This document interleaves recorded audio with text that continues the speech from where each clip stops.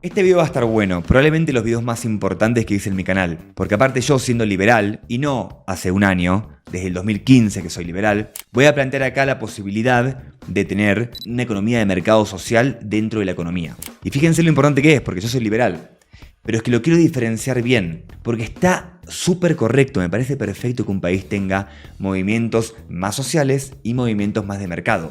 Eso nos da el equilibrio, la balanza, eso es perfecto, los mejores países encontraron ese equilibrio.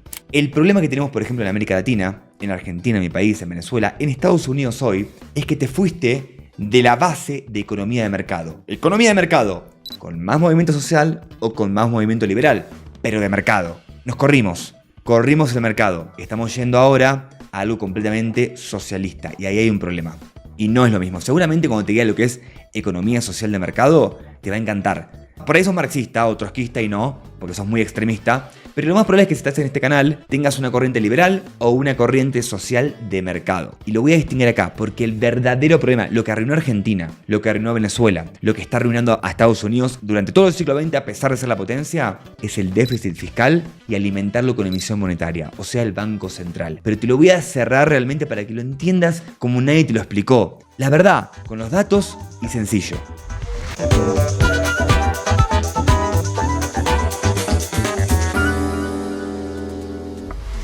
¿Qué tal, chicos? Soy Kamanus y como dije, para poder hacer este video tengo que aceptar y entender y plantear las cosas de incluso determinada filosofía que yo no sigo, pero que tampoco está mal.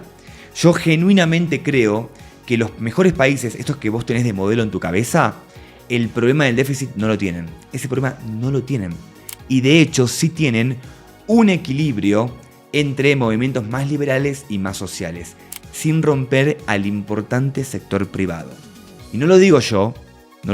De hecho, se me ocurrió hacer este video por un reel que sí grabé yo, mírenlo. Tenemos que despertarnos como sociedad porque lo que hicieron fue dividirnos. Por un lado tenemos a la izquierda que cree que todos los problemas sociales y económicos son culpa de la derecha, de los nazismo, de todo este tema. Y después tenemos a la derecha que piensa que todo el culpable es la izquierda y el lobby LGBT y todo este otro tema. Entonces entiendo que cada uno puede pensar diferente, pero nos quitan el foco. Nos quitan de darnos cuenta que en realidad el problema es que nos hicieron pensar, nos hicieron creer, y esto se lo hicieron creer a toda la gente, no importa tu idea política, que devaluar nuestra moneda entre un 2 y un 9% anual está bien, que devaluarla realmente hace que la economía se active, pero en realidad lo único que hicieron fue ponernos un impuesto sin que nos diéramos cuenta. En el caso, por ejemplo, de las potencias mundiales, se inventan guerras constantemente que al final del día las sufre y las paga la gente, no las pagan ellos. Y mientras tanto los políticos tienen salarios privilegiados y de esta forma terminar con patrimonios multimillonarios. Pero bueno, a nosotros nos tienen debatiendo en estos temas que nos generan pelea entre nosotros mismos en lugar de darnos cuenta que la verdadera pelea es contra ellos.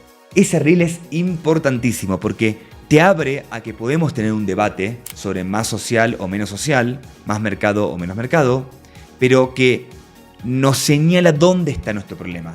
Y es justamente en la emisión monetaria, en la inflación que nos generan. Pero voy a empezar por las bases.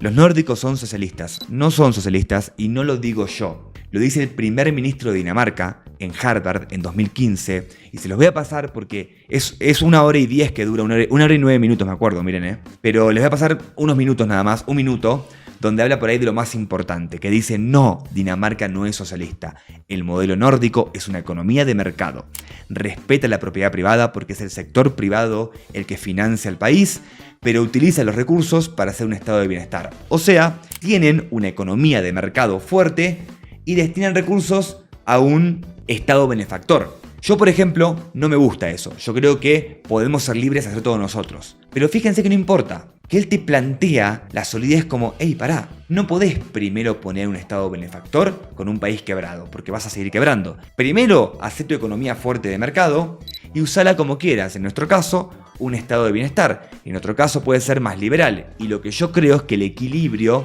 de ir cambiando los gobiernos es el mejor estado de un país. Pero vean lo que dice el primer ministro de Dinamarca.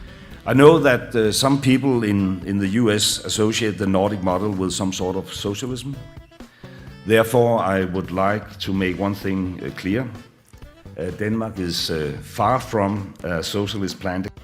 De frente, Dinamarca está lejos de ser una economía social planificada. Economy. Denmark is a market economy. Dinamarca es una economía de mercado. The Nordic model is an expanded welfare state which provides a high level of security for its citizens, but it is also a successful market economy with much freedom to pursue your dreams and live your life as you wish. Es verdad, dice, el modelo nórdico, que es Dinamarca, Suecia, Islandia, Finlandia y Noruega, esos son los 5 nórdicos, son un estado de bienestar, lo tenemos, pero también tenemos libertad para que el individuo haga lo que quiera y una economía fuerte de mercado. Eso es muy importante. Denme un segundo más que les quiero mostrar otra cosa que señala. Les puedo dejar la entrevista completa, que le hacen preguntas de todo, que está muy buena. Y les digo, a mí me cambió la cabeza. Yo me hice liberal desde el 2015 debido a esta charla. Ahí lo encontré, escuchen esta parte. Ah, va. We need more jobs in the private sector in order to afford our welfare system. Necesitamos más trabajos en el sector privado para poder de esta forma alimentar nuestro estado de bienestar. Entonces le da la importancia que tiene que tener el sector privado. Y cuidado, este no es el modelo que a mí me encanta, yo soy mucho más liberal que esto. Pero donde quiero poner un énfasis importante es que un país que sí funciona, con muchísima intervención estatal, más que intervención diría con muchísima prestación de servicio pagada por impuestos, funciona bien, pero respetan a rajatabla la propiedad privada y el mercado. Porque es indefectible para que nos vaya bien, tener libertad y poder emprender y poder crear nuestras propias empresas, negocios y crecer. Eso es necesario. Como les digo, y estoy citando países que no van a rajatabla con lo que yo haría. Pero el propio Dinamarca, si no lo saben, los nórdicos, implantaron socialismo real y quebraron. Todos los nórdicos quebraron en la década del 90. Y lo vamos a ver en los gráficos. Pero pueden leer un libro llamado Suecia, el otro modelo, donde te explica la historia entera, está buenísima, y te muestra cómo, al haber implantado en la década del 70 socialismo, terminan quebrando en la década del 90. ¿Y qué hace ahí los nórdicos para salir adelante? Lo que hacen es revertir completamente su modelo y volver a una economía de mercado. Y en cuestión de 10 años se recuperaron completamente y sí continúan con determinado carga social, por supuesto, pero respetando el mercado. Entonces, ya dicho esto, ¿cómo les puede funcionar a ellos y no nos puede funcionar a nosotros? Les quiero mostrar entonces ahora el resumen. Vamos a ver la tabla de déficit. Cuando vamos a ver la tabla de déficit, son los países con menor déficit. De hecho, Noruega, uno de los nórdicos, es el segundo que tiene mejores resultados. Luego tenemos, por ejemplo, por acá está, vamos a buscarlo, Dinamarca, tenemos también, bajando un poquito, Irlanda, que si bien no es uno de los nórdicos, es uno de los nuevos casos de éxito. Suecia tenemos por acá. Finlandia está apenas abajo, no entro en la foto, ¿sí?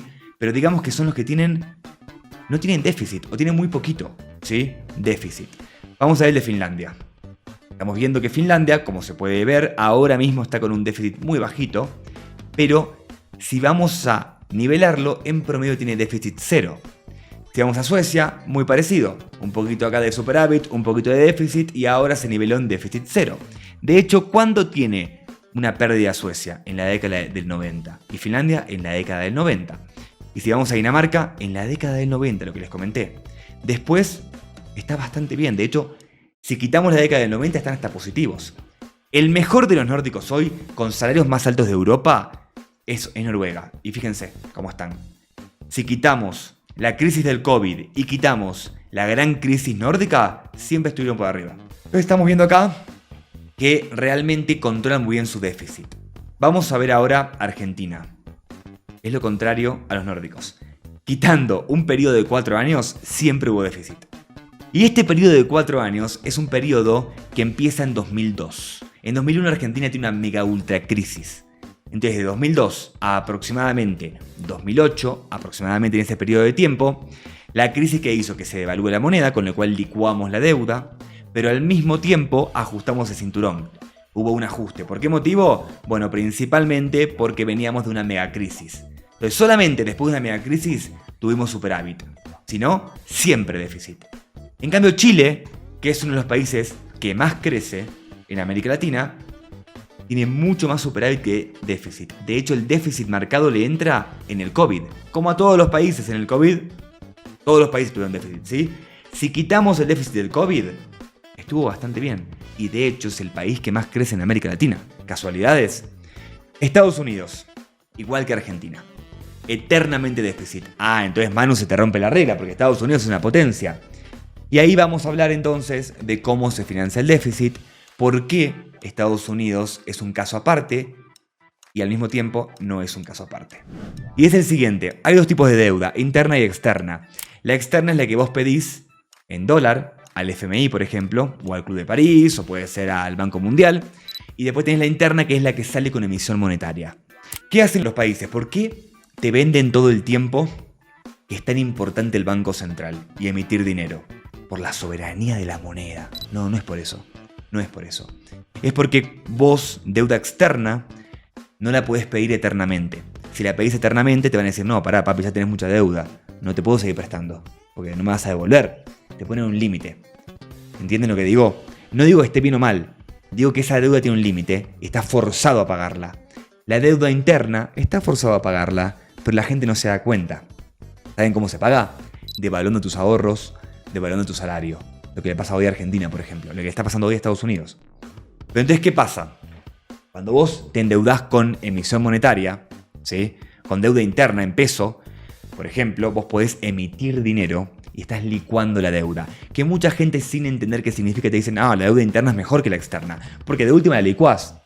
De última la licuás quiere decir, hago mierda al trabajador. Trabajadores dicen eso. Y cuando dicen eso a mí me pone los pelos de punta. Digo, creo que no entienden lo que me están diciendo. El político gasta déficit abrumador déficit. Total, no pasa nada. Después emito billetes y el que paga es el trabajador, con inflación. La inflación es pagar la deuda que el político emite. ¿Entienden lo que digo? Fíjense que estos países que incluso tienen alto gasto público, siempre cuidan sus finanzas. O sea, no gastan por encima de sus posibilidades. Por eso dicen, primero generamos una gran economía de mercado para después meterle estado de bienestar. Y les digo, yo ni siquiera lo metería, yo creo que la gente puede sola. Pero les muestro estos ejemplos de países que lo han hecho, pero de la forma correcta. ¿Entienden? Estos países no tienen un déficit fiscal. No están todo el tiempo con la maquinita intentando tapar el déficit. No tienen déficit, cuidan el balance público. No está sobrecargado el sector público de empleados. Lo dice el primer ministro de Dinamarca. Necesitamos empleo privado, no público. Porque es el empleo privado el que va a mantener el empleo público. Y el empleo público es importantísimo para los nórdicos. Ellos están orgullosos de su sector público, es importantísimo, pero no lo sobrecargan. ¿Entienden lo que digo? Es en el punto exacto lo que tienen que tener. No lo sobrecargan. Y les digo, ¿por qué pongo este ejemplo? Porque el verdadero problema es el keynesianismo. De la crisis del 29, ¿saben cómo se salió? Emitiendo billetes. Y a partir de ahí se hizo regla que siempre que haya un problema económico, se emite más dinero. Y se fue fomentando esta espiral de emisión monetaria y todo el mundo hizo lo mismo y ahora hay una gran crisis de deuda mundial. Estados Unidos lo ha camuflado bien a pesar de esto porque convirtió a su moneda en la reserva mundial. Por ese motivo, Estados Unidos vive con déficit. Pero lo que pasa es que el mundo le consume los dólares. Entonces sigue con déficit y sigue con déficit. ¿Ustedes piensan que esto no tiene fecha de vencimiento, chicos? La gran crisis de deuda es cuando esta fiestita se le cae a Estados Unidos. Y está pasando. Está pasando. Entonces el problema que tienen los países es la mega emisión monetaria. Si vos no tenés emisión monetaria, por ejemplo, no tenés Banco Central, no la tenés, ya después ¿qué pasa? Tenés ingreso limpio. Ok, tenemos ingreso limpio, no hay déficit. Y en base a esto, decidimos si vamos a gastar en más políticas sociales o más economía de mercado. Por ejemplo, bajando impuestos. Como nos sobra el dinero, bajemos impuestos. ¿Entienden el punto? Y ahí viene el balance. Cuando el impuesto está muy bajo, si la gente requiere más cosas, bueno, gana alguien de izquierda. Te aumenta un poco los impuestos, pero seguimos teniendo un balance fiscal sano. Entonces, se le empieza a ir mucha izquierda. Ya los impuestos están asfixiando. ¡Ey, pará! Mamán, para un poco. Bajame los impuestos, porque me estás asfixiando. Bajame los impuestos, vuelve a crecer la economía. Pero siempre y cuando no haya banco central, ven que no quebramos nunca.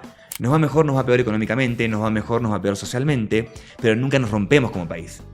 Habrán ciclos más fuertes para el mercado y menos fuertes dentro de un mundo sano. Y ahí debatamos si queremos más izquierda o más derecha, pero dentro de una economía sana. El Banco Central nos arruina. Y cuidado, el Banco Central no es la maquinita de imprimir de los zurdos, es la maquinita de imprimir de los keynesianos, porque la derecha keynesiana, que es la que está hace 150 años, básicamente 120, emite igual que la izquierda. Emiten. O los gobiernos de derecha en sus países no han emitido. Sí han emitido. Han generado el mismo problema. El problema es el Banco Central.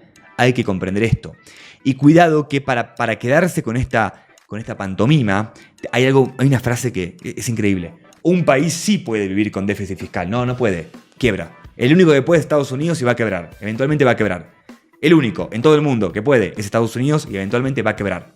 Tenedlo en cuenta, va a quebrar. No se puede. Lo voy a simplificar. Estás en tu casa, ¿no? Y vos, ok, llego a fin de mes y tengo un ahorro. Llego a fin de mes y tengo un ahorro. Tenés superávit. Pero un día te querés comprar una casa.